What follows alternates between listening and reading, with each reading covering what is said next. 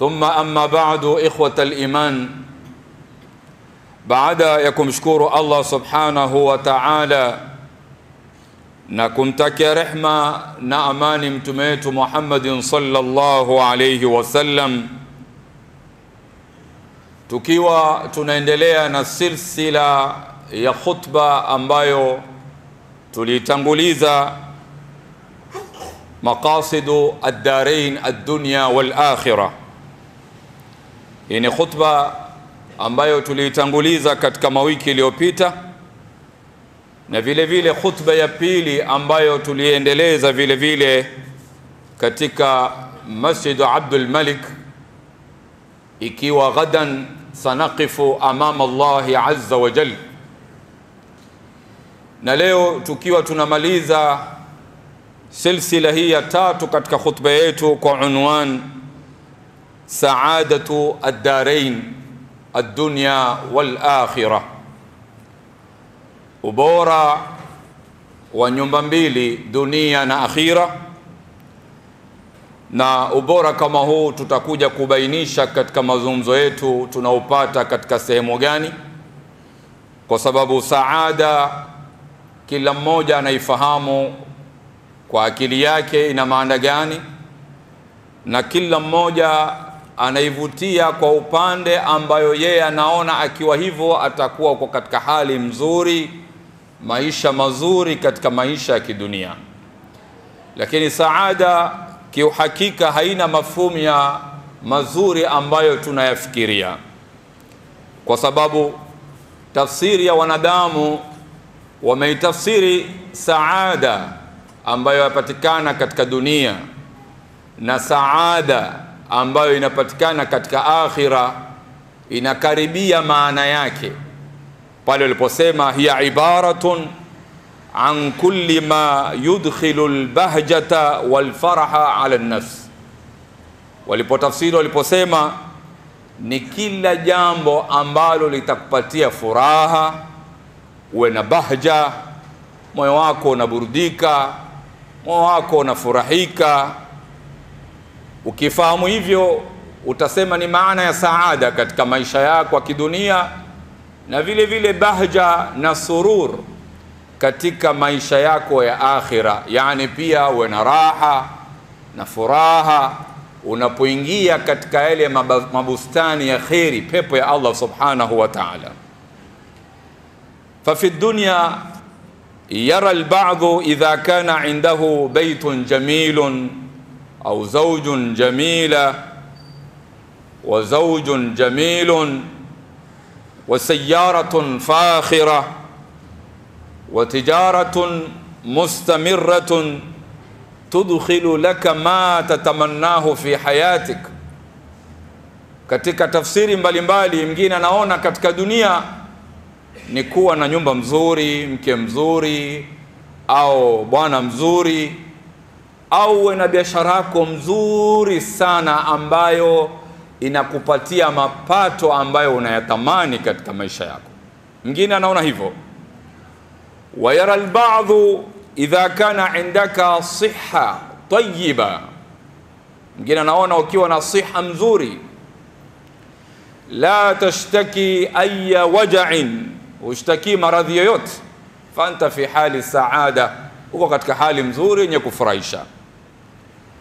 Lakini hakikata al-amr ya jamaa, as-saadatu fi dunya takunu fi al-a'mal as-salihah. Saada katika dunia ni pale unaposimama kutenda matendo mazuri. Fal-a'malu as-salihah katika maisha yako ya kidunia ndio yatakuweka katika hali ya maisha mazuri kwa mujibu wa aya za Mwenyezi Mungu Subhanahu wa Ta'ala. Na vile vile al-a'malu as-salihah ndio zitakuweka katika hali mzuri katika maisha ya barzakh, maisha ambayo yanafahamikana kwa jina awwalu manzila min manazil al-akhirah. Materemko ya kwanza ya akhira ni maisha ya barzakh, maisha mazuri ya pale, ikiwa maana ya saada tunaitafsiri saada kwa maana ya uzuri na bahja na surur na furaha mbalimbali. basi niwe na amali njema hapa duniani. Ukiwa na amali njema, basi wewe katika hali mzuri, kama alivyoeleza Mwenyezi Mungu Subhanahu wa Ta'ala katika aya ambazo tutakuja kuzieleza. Na vile vile katika barzakh, kama tunafahamu maisha ya barzakh, maisha ya kaburini, imma rawdatun min riyadil janna, kaburi imma ni bustani miongoni mwa bustani ya peponi, na hiyo ni furaha, ni saada, uko katika hali mzuri, hali ambayo unafurahia matendo yako. Wa fil akhirah, vile vile na akhirah utakwenda kufurahikia saada pale Allah Subhanahu wa Ta'ala atakapo kukuepusha na moto wa Jahannam na kukuingiza katika pepo ya Allah Subhanahu wa Ta'ala. Lakini yale ya barzakh na yale ambayo yatakufurahisha kesho akhira yamesababishwa na kitu kimoja adhim sana, nayo ni al-a'malu salihah. Ndio tukatangaza katika unwani wetu al-a'malu salihah, amali njema. Amali njema, amali mzuri ndo saada yako hapa duniani na saada yako katika manzila ya kwanza kaburini na saada kesho mbele ya Allah Subhanahu wa Ta'ala. Na Mwenyezi Mungu Subhanahu wa Ta'ala akibainisha saada hii kubwa, ikiwa ina maana ya bahja na surur na furaha, ni pale alipotueleza katika suratul Hashr, la yastawi ashabun nari wa ashabul janna, hawatolingana katu watu wa peponi na watu wa motoni. Ashabul jannati humul faizun, watu wa peponi ndio waliofaulu, wako katika saada. Kufaulu huko ikhwatal imani kumesababishwa na saada tuliyoanza nao katika maisha ya kidunia. Ndio tukasema ni silsila ya khutba tatu hizi ambazo tunashikanisha. Maqasidud darain ambayo tulizungumzia hapa, makusudio ya nyumba mbili, dunia na akhira. Pale tuliposema ad-dunya daru amal, dunia ni nyumba ya kutenda kazi, al-a'malu salihah la hisab, katika dunia hakuna hisabu. Wa amma al-akhirah, tukasema akhira hiya daru hisab, ni nyumba ya hisabu wala amal, hakuna amali kule, hakuna tena kuswali wala kufunga. Ni yale mazuri uliyotenda Allah Subhanahu wa Ta'ala akulipe, kufanyia hisabu yako, uende kwa pepo ya Allah Subhanahu wa Ta'ala. Kwa hivyo al-a'malu salihah, amali njema, ndio itasababisha sisi tuwe na saada, ubora wa maisha, uzuri wa maisha.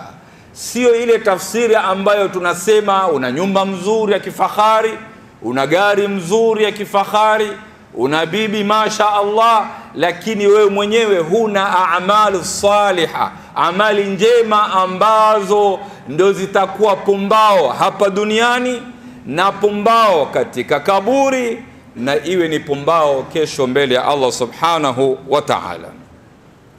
Allah Subhanahu wa Ta'ala anatueleza kuthibitisha saada hii tukufu iliyosababishwa na amali njema pale aliposema katika suratu Ali Imran, faman zuhziha 'anil nari wa udkhila aljanna faqad faz, ama yule ambaye ataikuwa kando na moto wa Jahannam na aingizwe katika pepo ya Allah Subhanahu wa Ta'ala, faqad faza, hakika huyo amefaulu.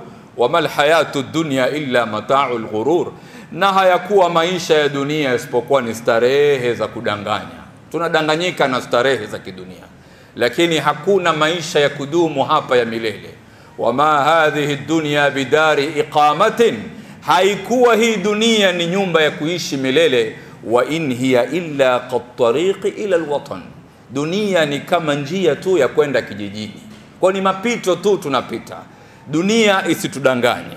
Na vile vile Allah Subhanahu wa Ta'ala akasababisha, akatueleza sababu ya kufaulu kwetu katika saada ya akhira ni al-a'mal as-salihah, pale aliposema katika suratul Mutaffifin, innal abrara lafi na'im, hakika waja wema wale waliotenda matendo mazuri basi wako katika neema kubwa. Ala al-araiki yanzurun, wakiwa juu ya masofa seti yao katika makoti yao ya kifahari, wanakaa wanatazama neema za Mwenyezi Mungu Subhanahu wa Ta'ala. Taarifu fi wujuhihim nadharatan na'im, Allah anasema unapowatazama ndio utaona wana bahja na surur na furaha, nyuso zao zinamemetuka kwa furaha pale walipoiona pepo ya Allah Subhanahu wa Ta'ala, wakiwa juu ya masofa seti yao ya kifahari. Sio haya yetu ambayo tunayatumia, haya lingani ya dunia na kesho akhira. Vile vile wakiwa wamekaa katika mapando kama haya matukufu, Allah Subhanahu wa Ta'ala akituambia yusqauna min rahiqin makhtum, ile pombe wanaokunywa ni pombe mzuri sana, sio ile ambao kinywa glasi moja mbili akili ishageuka. Kinywaji kizuri Allah Subhanahu wa Ta'ala amekisifu, khitamuhu misk, mwisho wa kinywaji kama kile kinanukia harufu ya miski. Kisha kituambia fi dhalika falyatanafasil mutanafisun. At-tanafus huna fil amali salih, ni kushindana katika amali njema, amali nzuri. Kwa hivyo saada ya uhakika ni pale ambapo tutasimama imara kutenda al-a'malu salihah, kwa sababu al-a'malu salihah ndio saada yako hapa duniani na kesho akhira. Ayuha nasu ibadallah, Allah Subhanahu wa Ta'ala anathibitisha hilo katika suratul Nahl aya 97. Allah anasema man amila salihan min dhakarin au untha wa huwa mu'min, yule ambaye atatenda matendo mazuri. Man amila saliha, mwenye kutenda amali njema, min dhakarin au untha, awe mwanamume au mwanamke, wa huwa mu'min, hali ya kuwa yeye ni mu'min wa kisawasawa, basi Allah anasema falanuhyiyannahu hayatan tayyiba, tutampatia maisha mazuri. Na hii ndo saada, maisha mazuri ya hapa duniani, sio nyumba mzuri, sio gari mzuri, sio mke mzuri, sio kuwa na biashara ambayo inakuingiza mapato, huna wasiwasi. Wenzako wanaamka asubuhi mbio na pirika hapa na pale, wewe ni remote control, unaangalia message zinazoingia kwa mkono wa kulia, mkono wa kushoto, pesa zinaingizwa katika akaunti yako, ukasema alhamdulillah, niko katika saada. Hizo zinazoingia ni mtihani Allah anakupa, kama tulivyoeleza katika ile khutba iliyotangulia. Utakwenda kuulizwa juu ya hayo mali ambayo umeachuma kivipi, kihalali, na umeyatumia katika njia gani. Mali ni fitna, ni mtihani Allah Subhanahu wa Ta'ala na kujaribu na kupatia. Lakini saada haiko hapo, iko ikiwa wewe una mali yako unaitumia vizuri katika njia ya haki, fahuwa min babil a'mali salihah, itakuwa ni katika ule mlango wa amali njema. Kwa hivyo Allah anasema kwanza kabisa tutaanza kumpatia maisha mazuri hapa duniani, hiyo ndo saada. Wala najziyannahum ajrahum bi ahsani ma kanu ya'malun, na kesho akhira tutakwenda kuwalipa malipo bora zaidi juu ya yale matendo ambayo wameyatenda, al-amalu salihah. Kwa hivyo Allah Subhanahu wa Ta'ala anaanza kukupatia saada hapa duniani. Kwa hivyo amali yako njema ndio saada yako hapa duniani, na vile vile ndio saada yako kesho akhira, kwa mujibu wa aya kama hii tukufu katika suratul Nahl, kama wanavyoeleza ahlul ilm. Kila wanapozungumza saada ya nyumba mbili, dunia na akhira, dalili yao ni aya hii ya Allah Subhanahu wa Ta'ala, man amila salihan min dhakarin au untha wa huwa mu'min, yule ambaye atatenda matendo mazuri, awe mwanamume awe mwanamke, hali ya kuwa ni mu'min, ni muislamu. Hapa tunapata katika kikwazo hiki wa huwa mu'min, ni kuwa hata ukatenda amali njema namna gani, lakini ukiwa si mu'min, basi wewe huko katika mlango huu wa saada ya nyumba mbili na akhira. Kwa nini ikhwatal iman tunasema hivi? Ibn Jad'an ni moja katika watu waliopita wakati wa Mtume Muhammad sallallahu alaihi wasallam, na alikuwa anafanya amali njema nyingi sana. Miongoni mwa amali njema alikuwa ni ikramu dhaif, kumkirimu mgeni, na wageni ambao walikuwa wakiingia katika mji wa Makka alikuwa akiwakirimu sana.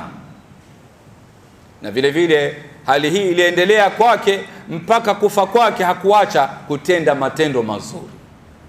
Na Aisha radhiallahu anha anamuuliza Mtume Muhammad sallallahu alaihi wasallam, na Ibn Jad'an alikuwa ni mmoja katika relative wake, akawa anamueleza Mtume baada ya kufa kwa alikuwa akifanya hili na lile, anahisabu mazuri mbalimbali mbele ya Mtume Muhammad sallallahu alaihi wasallam. Kisha akamuuliza, je, zitamnufaisha mazuri haya aliyotenda duniani? Mtume akasema la, hazimnufaishi chochote. Kwa nini? Na alikuwa akitenda mema mbalimbali. Mtume akamwambia katika maisha yake ya dunia yote hakujaliwa hata siku moja kusema rabbi ighfirli khati'ati yawm ad-din, ewe Mwenyezi Mungu hebu nisamehe madhambi yangu niliyotenda siku ya kiyama. Yani hakuwa ni mwenye kutenda mema katika hali hii ya kuwa mu'min, alikuwa akitenda mema hali ya kuwa si mu'min. Ndio yale ambayo yaliyopita kwa mifano ya waliofanya katika zama zetu mazuri, kusaidia wajani, kulisha watu barabarani, maskini mbalimbali.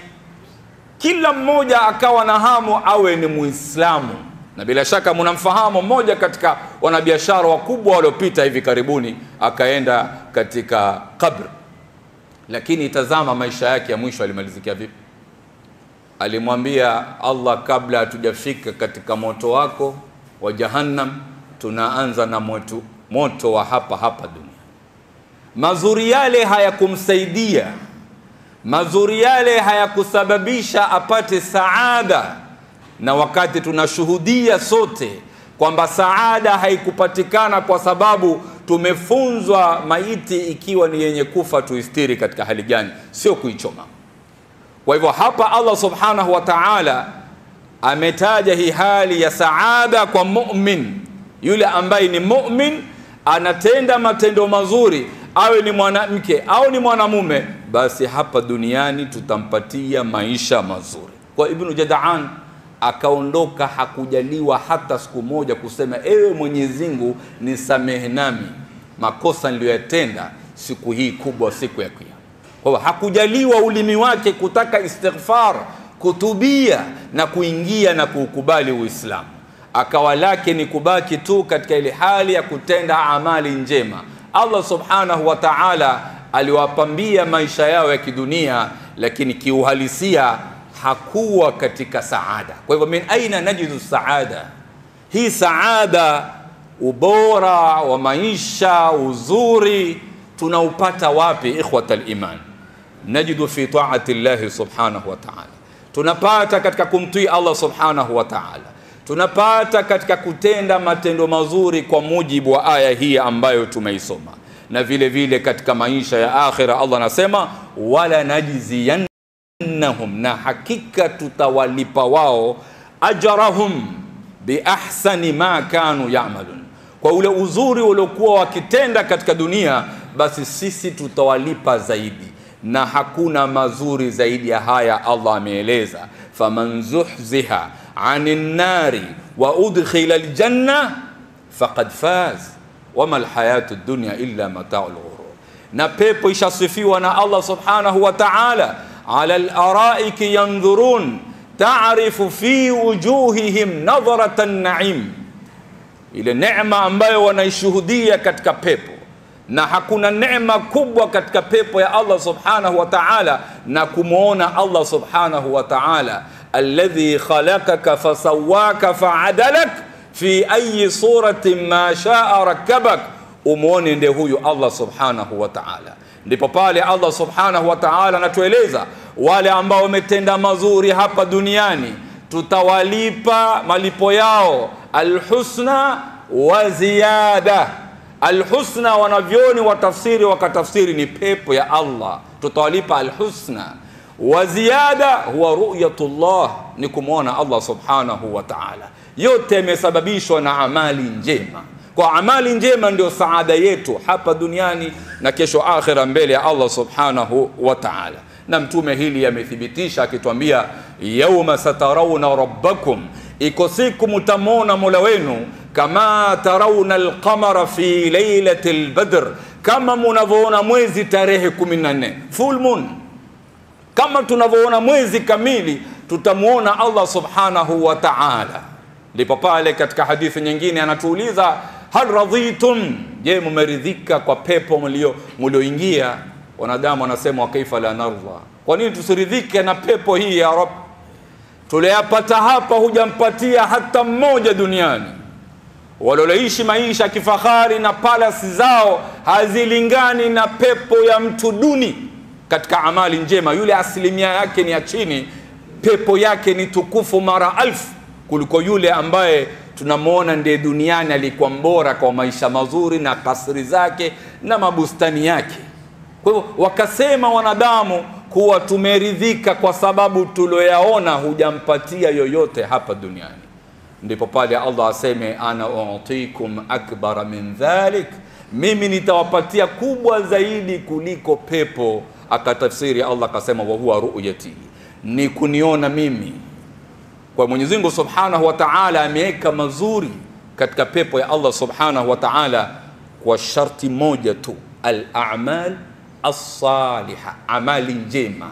Swali kisawasawa, funga kisawasawa, amali za wajib, amali za sunna, zote uzifanye nzuri, basi Allah Subhanahu wa Ta'ala atakwenda kukuonyesha hii saada. Na muumini anaamini masala ya ghaib ambayo Allah Subhanahu wa Ta'ala ameeleza, na moja katika mambo ya ghaib ni pepo ya Allah Subhanahu wa Ta'ala. Falhayatu at-tayyiba ikhwata al-iman, yanaanza maisha hapa duniani. Tumuona yule mcha Mungu Subhanahu wa Ta'ala amemwekea hali yake kuwa mzuri, hana dhiki ya maisha, hana tabu. Ni ile takwa ya uchaji Mungu uliomjaa, ni zile amali njema ambazo zinamsurufu vizuri. Lakini ukiwa katika hali mbaya, basi utaona haya maisha ni maisha ya dhiki, maisha ya tabu. Kila unavyofanya bidii kujiweka sawa, basi unaona mengine yanatoka yanazuka ya balaa. Ni kwa bado wewe hujasimama katika ile sirata mustaqim.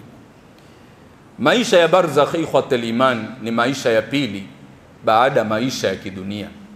Na katika barzakh Mtume Muhammad sallallahu alayhi wasallam katika hadithi ya Al-Barra bin Azib, hadithi ambayo ni ndefu sana, inaeleza hali ya maisha ya mu'min anapoondoka hapa duniani kwa matendo yake mazuri, na maisha au hali ya mtu ambaye ni kafir na amali zake mbaya ambazo amezitenda hapa duniani, mpaka kufika kaburini na kuulizwa asila, fitnatul kabr, masala ambayo tunayafahamu yatampitia kila mmoja wetu, nayo ni asila adhima kutoka kwa Munkar na Nakir. Ndipo pale tunaomba na sisi tuliokuwa hai, Mwenyezi Mungu Subhanahu wa Ta'ala atupatie kaulu thabit, na wale waliotangulia tunapowalaza katika mwana wa ndani, dua kubwa ni hii, tunaombea Allahumma thabbithu bilqawli thabit, kwa sababu kuna asila ni lazima tujibu.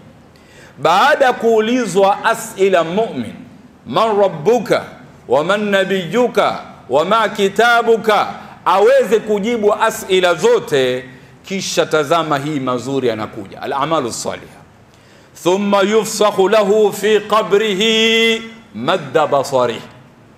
Mtume Muhammad sallallahu alaihi wasallam anasema, baada kumalizika zile asila na kujibu mu'min kisawasawa, atanadi mwenye kunadi upande wa Allah Subhanahu wa Ta'ala, an saddaqa abdi, ameongea ukweli, ma kadhaba, ameongea ukweli ale asila ambazo amejibu. Rabbi Allah wa Muhammadu nabiyyi wal Qur'ani kitabi, akawa ni mwenye kujibu asila kisawasawa, anaambiwa amesema kweli mja wangu. Nini kinachofuata baada hapo? Saada. Saada inafuata. Fayusakhu lahu fi qabrihi, kabri lake linakunjuliwa tunajua kaburi masafa yake, na lahadi mwana wa ndani masafa yake kidogo zaidi ya dhiki. Unapowekwa pale ukiwa hai, ukalazwa kama anavyolazwa maiti, huinuki maisha yako. Ile lahad inavyochongwa pale, ulale kama anavyolala maiti, mkono wako wa kulia umelala chini ya mbavu zako, na mkono wa kushoto umenyoshwa, na nguo zimetatiwa, huinuki. Na hata pengine tukakuwekea musabaka ya nguvu kwamba ukiinukao mwenyewe tukuwekee milioni 1, huinuki. Ile lahadi mwana wa ndani ni nyumba ndogo sana. Neema ya kwanza inaanza hapo. Thumma yufsahu lahu fi qabri, kabri linakunjuliwa sana mpaka upeo wa mwisho wa macho yake, anaona wapi? Ndio upana wa kabri lake. Hii ni saada ya kwanza. Baada dhalika wayatihi rajulun, tumenasema anakuja mtu hasanul wajhi, uso wake mzuri sana, tayyibur rih, ana harufu mzuri, hasanu thiyab, ana nguo mzuri sana. Mtu mzuri, uso wake mzuri, harufu mzuri, ananukia mawardi, maudi yale hali ya juu ya kifahari, yeye mwenyewe anang'ara vizuri, na nguo safi kabisa, nguo nyeupe kabisa. Yule mu'min kwa furaha zake atauliza kwa haraka kumwambia, faman ant, wewe ni nani? Fayaqulu, atasema, ana amaluka salih, mimi ni amali yako njema, si mtu mimi. Nimekuja kwa amri ya Allah, nimejitokeza kwa maumbile ya mtu mzuri, kwa sababu waliokujia ni watu kidogo wanatishia kisawa sawa. Na ukaweza kuhimili asila, man rabbuka, man nabiyuka, ma kitabuka, ukahimili vizuri na ukajibu. Sura zao wale sio kama zangu. Mimi nimekuja kwa sura zingine, tayari nikikupa bishara ya mazuri. Ndipo pale amwambia, man anta, ni nani wewe? Akamwambia, ana amaluka salih, mimi ni amali yako njema. Hii ni saada katika maisha ya kaburi. Lakini imeletwa na nini saada hii? Na al-a'malu salihah, amali njema. Ndio tukasema amali njema ndio saada yako ya hapa duniani na kesho akhira. Kwa mazuri uliyotenda hapa duniani, ndio tayari katika kaburi unaona mazuri. Kisha akazidishiwa, wa yuftahu lahu baban ila aljanna, anafunguliwa tayari mlango wa peponi, kwamba hiyo ndo njia unaiona na harufu inampiga ya pepo. Ndipo pale mu'min maneno yamtoke, na yeye uko katika maisha ya barzakh akisema, ya rabbi aqimis saa, ya rabbi aqimis saa, simamisha kiyama kwa haraka, mbona tunachelewa, nataka niende nikaone ahali zangu na mali yangu huko. Hayo makelele yametoka wapi? Hatuyasikii ikhwatal iman. Ni makelele ya hali ya juu. Anatoa kumwambia Allah, simamisha kiyama sasa hivi, katiza maisha ya walioko duniani, wanatuchelewesha hao, kwa furaha ya mazuri aliyoyaona. Hamtazame na huyu mwingine kwamba amali ikiwa ni mbaya hakuna saada duniani na maisha ya barzakh na kesho akhira. Anapoulizwa asila anasema ha la adri. Anaulizwa man rabbuka, ha la adri. Man nabiyuka, ha la adri. Kashindwa kujibu asila zote. Inaofuata si saada, ni iqab. Wa yudhrabu bimidharabatin, tapigwa kwa nyundo mzito. Mtume anasema katika hadithi, sauti ya makelele yake hakuna kiumbe yoyote anaweza kusikia isipokuwa wanyama. Na lao sauti penye katika michanga ya kabri itoke sauti ya ile ha la adri, na sauti ya kupigwa nyundo ya adhab, Mtume anasema wangeangamia, wangekufa, wangezimia wote walioko katika ardhi kwa sauti ya mmoja tu. Walau sami'aha la sa'iqa, lau wanadamu wangesikia sauti ile, basi wangekuwa ni wenye kuzimia. Imesababisha ni nini? Al-a'malu sayyi'ah, amali mbaya. Kwa saada ikhwatal iman iko katika amali njema. Allah subhanahu wa ta'ala anatuambia, wabashiril ladhina amanu wa amilus salihat, wapeni bishara njema wale walioamini na wakatenda mazuri. Anna lahum jannatin tajri min tahtiha al-anhar, kwamba wana mabustani, wana pepo ya Allah ambayo chini yake inapita mito. Kullama ruziqu minha min thamaratin rizqa qalu hadha alladhi ruziqna min qabl. Tazama, kila wanapopewa mazuri, matunda, neema mbalimbali, wanasema hizi tumeahidiwa na Allah subhanahu wa ta'ala kitambo. Wabashiril ladhina, wapeni bishara wale ambao kwamba wameamini, waamilu salihat, na wakatenda amali njema. Kwa saada ya nyumba mbili haiko kokote isipokuwa iko katika al-a'malu salihah, amali njema fi ta'ati Allah. Jitahidi utende yale ambayo yatamridhisha Allah subhanahu wa ta'ala katika maisha yako hapa duniani, utakwenda kuyakuta mazuri kesho akhira. Vile vile soma aya Mwenyezi Mungu subhanahu wa ta'ala, innal ladhina amanu, hakika wale ambao wameamini, wa amilu salihat, na wakatenda mazuri, wa aqamu ssalata, na wakasimamisha swala, wa atu zakata, na wakatoa zaka, lahum ajruhum inda rabbihim, wana malipo matukufu mbele ya Mola wao, wala khawfun alayhim wala hum yahzanun, hawana hofu wala hawana huzuni, wako katika maisha ya furaha, maisha yenye bahja, maisha yenye kuridhia nafsi. Imesababishwa na mwanzo wa aya ikisema amanu wa amilus salihat, innal ladhina amanu wa amilus salihat. Kwa hiyo tunapata al-amalu salihah ndio kila kitu katika maisha bora ya hapa duniani na kesho akhira. Na Allah subhanahu wa ta'ala anatueleza kwa matendo yetu tunayotenda tunakhtalifiana. Kuna anayetenda mazuri, kuna anayetenda mabaya, na yale ambayo ni mazuri Allah subhanahu wa ta'ala ashahidi kuwa ni mazuri. Tazama katika suratul Layl, Allah anatuambia inna sa'yakum la shatta, hakika matendo yenu yanakhtalifiana, kila mmoja hufanya kwa juhudi yake. Kuna yule ambaye bidii yake ni hali ya juu, na kuna yule ambaye ni wakati na kati, na kuna yule ambaye amelala kabisa. Kisha Allah kasema fa amma man a'ta, hakika yule mwenye kutoa, wattaqa, na kamcha Allah subhanahu wa ta'ala, wasaddaqa bil husna, na akayasadikisha yale mazuri katenda duniani, na akakubali mbele ya Allah subhanahu wa ta'ala, nitakwenda kulipwa juu ya matendo haya mazuri na yatenda. Basi Allah anasema fasanu yassiruhu lil yusra, mambo yake tutamfanyia mapesi, sahali.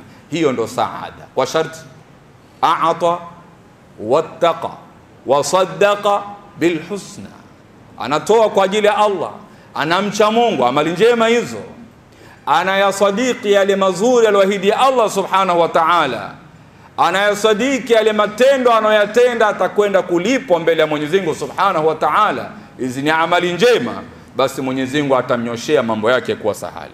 Mtazame wa pili, wa amma man bakhila wastaghna, ama yule ambaye mkono wake amefunga atoi, ni bakhili. Wastaghna, ana akajitosheleza, akaona yeye hamuhitaji tena Allah wala hamuhitaji yoyote. Wakadhaba bil husna, na mazuri yote akayakanusha. Allah anasema fasanu yassiruhu lil usra. Kwa hivyo saada ni mimi, nyumba ya dunia, nyumba ya akhira, na nyumba ya akhira mwanzo wake ni maisha ya barzakh, na saada yake iko katika sehemu moja tu, al-a'malu salihah, amali njema. Ndipo pale Mwenyezi Mungu subhanahu wa ta'ala, tukiwa tutamalizia katika muhadhara wetu wa baada al-maghrib, maqasidi ya kumuumba mwanadamu ni kumwabudu Allah. Na mwanadamu alipoonekana kuwa yeye ni mtu wa kujisahau, ibada haitekelezi inavyotakiwa, Allah akamwekea umauti na uhai kumkumbusha atende mazuri. Pale aliposema tabarakalladhi biyadihi almulk wa huwa ala kulli shay'in qadir alladhi khalaqa almauta walhayata liyabluwakum ayyukum ahsanu amala. Kumewekwa uhai, kumewekwa umauti kwa sababu Allah anatujaribu na kutupatia mtihani, ni nani katika sisi atatenda amali njema. Kwa hivyo hii ni moja ya strategies Allah ameziweka kumsaidia huyu aliambiwa ma khalaqtul jinna wal insa illa liya'budun, akijua kuna umauti na uhai ni wa Allah subhanahu wa ta'ala, wakati wote ataukabidhi, basi atasimama imara kutengeza amali zake njema. Kwa hivyo saada ikhwatal iman inapatikana katika amali njema. Simama kutekeleza ibada kisawasawa, tekeleza amali njema mbalimbali, zile za faradhi na zile za sunna. Ikiwa umeafikiwa, basi utakwenda kukuta maisha yako mazuri. Kwanza ni hapa duniani, kama alivyosema Allah, Mwenyezi Mungu Subhanahu wa Ta'ala atakunyoshea maisha mazuri. Wala usitie shaka wala usiwe na dhanna mbaya na Allah akasema basi mbona mimi alhamdulillah swala kwa wakati najitahidi lakini maisha yangu hayajanyoka. Ina maana wewe tafsiri saada ni kuwa na nyumba mzuri, saada ni kuwa na mali. Kwa hivyo unarudi kule kule katika tafsiri ya kimakosa ya saada. Saada sio kuwa na maisha mazuri kwa maana nyumba mzuri, mke mzuri, una mali. Kuna wenye nyumba mzuri, kuna wenye mali, lakini hawana mazuri yote mbele ya Mwenyezi Mungu Subhanahu wa Ta'ala, na Mwenyezi Mungu amewapatia neema kama zile na hawakuzitumia kwa njia ya usawa. Kwa hiyo Mwenyezi Mungu ndio amekukadiria maisha yako. Huenda wewe ukawa ni mbora zaidi. Mwanake hata huyo mwenye mali anatamani kununua afya kwa mwingine. Anapomwona maskini anazunguka na afya yake, anasema tazama mimi nimepewa kila kitu na Allah Subhanahu wa Ta'ala, lakini na meza madawa hospitali sitoki. Mtazame huyu maskini hana chochote, lakini alhamdulillah Mwenyezi Mungu amempatia neema ya afya. Kwa hiyo ni tafsiri nyingine wanadamu wakatafsiri kwamba ukiwa na saada ni kuwa na afya mzuri, kama anavyofikiria tajiri kumfikiria maskini mwenye afya. Lakini saada iko katika maisha ya Allah Subhanahu wa Ta'ala. Kwa wewe uko katika ardhi, uko na radhi za Allah Subhanahu wa Ta'ala, unatekeleza zile ambazo Allah Subhanahu wa Ta'ala amekuamrisha, unajitahidi na kujiepusha na kila alokataza Allah Subhanahu wa Ta'ala. Kwa hivyo ndugu zangu katika imani, amali njema ndiyo saada ya hapa duniani na saada ya akhira na maisha ya barzakh, kama tulivyoeleza amali njema inavyojitokeza kwa sura ya mtu mzuri. Aqulu ma tasma'un wa astaghfirullah li wa lakum wa lisairil muslimina wal muslimat fastaghfiruhu innahu al ghafurur rahim wa huwal barrul karim.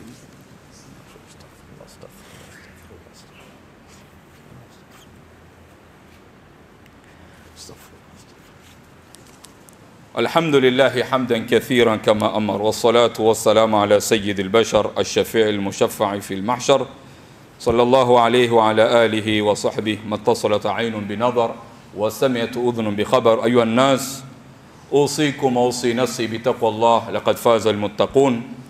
واعلموا أن الله سبحانه وتعالى أمركم بأمر بدأ فيه بنفسه وثنى بالملائكة المسبحة بقدسه وثلث بكم أيها المؤمنون من برية جنه وإنسه، فقال تعالى: ولم يزل قائلا عليما وآمرا حكيما، وتشريفا لقدر المصطفى صلى الله عليه وسلم وتعظيما: إن الله وملائكته يصلون على النبي يا أيها الذين آمنوا صلوا عليه وسلموا تسليما. اللهم صل على محمد وعلى آل محمد كما صليت على إبراهيم وعلى آل إبراهيم، وبارك على محمد وعلى آل محمد كما باركت على إبراهيم وعلى آل إبراهيم إنك حميد مجيد. وارض اللهم عن كل صحابة رسول الله أجمعين. اللهم في المؤمنين والمؤمنات والمسلمين والمسلمات الأحياء منهم والأموات برحمتك يا أرحم الراحمين. عباد الله، إن الله يأمر بالعدل والإحسان وإيتاء ذي القربى وينهى عن الفحشاء والمنكر والبغي يعظكم لعلكم تذكرون. فاذكروا الله يذكركم واستغفروه يغفر لكم وأقيموا الصلاة.